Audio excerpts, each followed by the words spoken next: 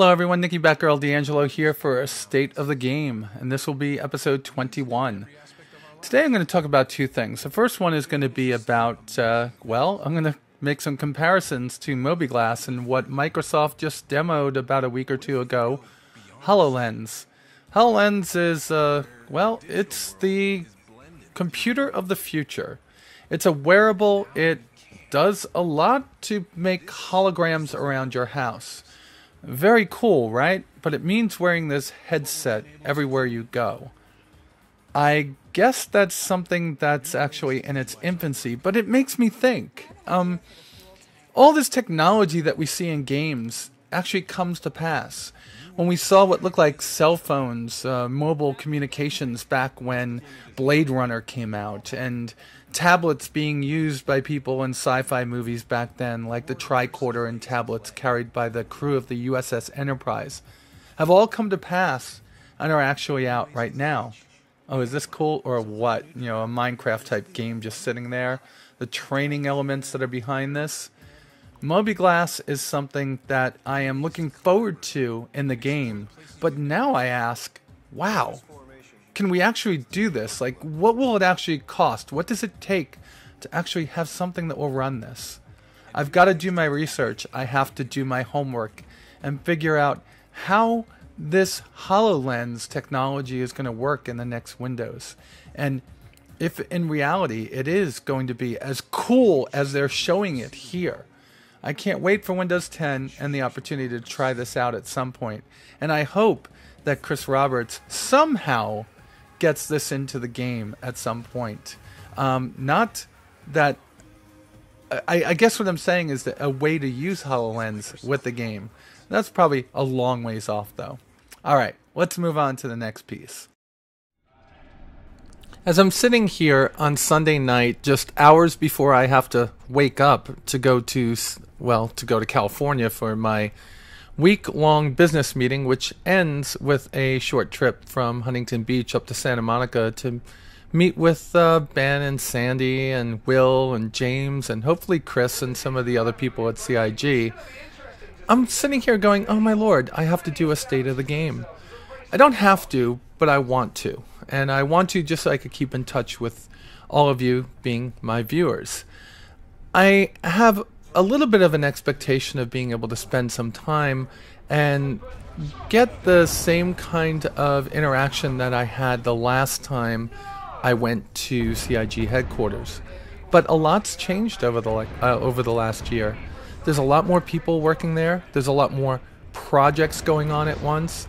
And they're under the gun, kinda sorta, to get out version 1.1 of Arena Commander so they can get working on the FPS module for us to start playing the second piece, third piece, fourth piece, whatever it is at this point of the game.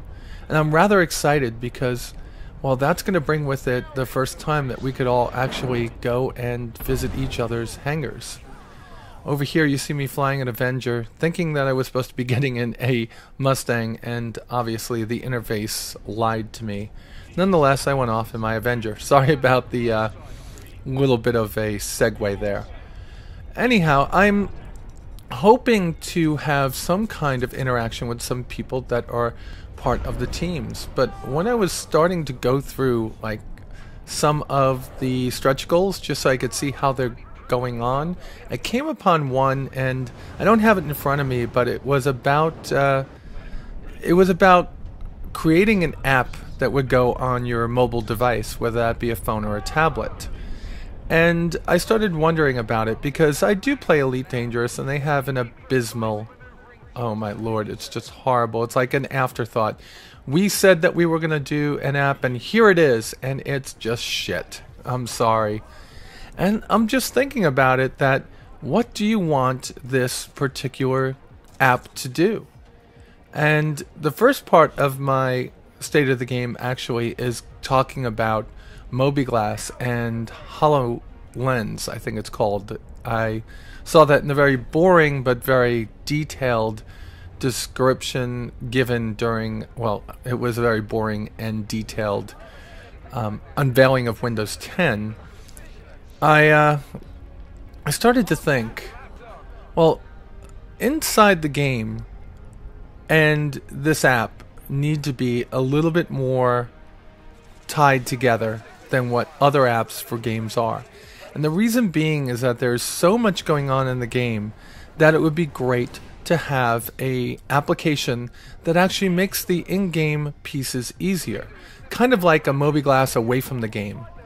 And I got this idea because I flew another leg of my Around the World with Batgirl and very heavily relied on an app that actually helped me, well, set my radios and see a moving map of where I was going, take a look at the different communications that were coming up, look at real-time weather. Yeah, this was all an app that integrates into X-Plane.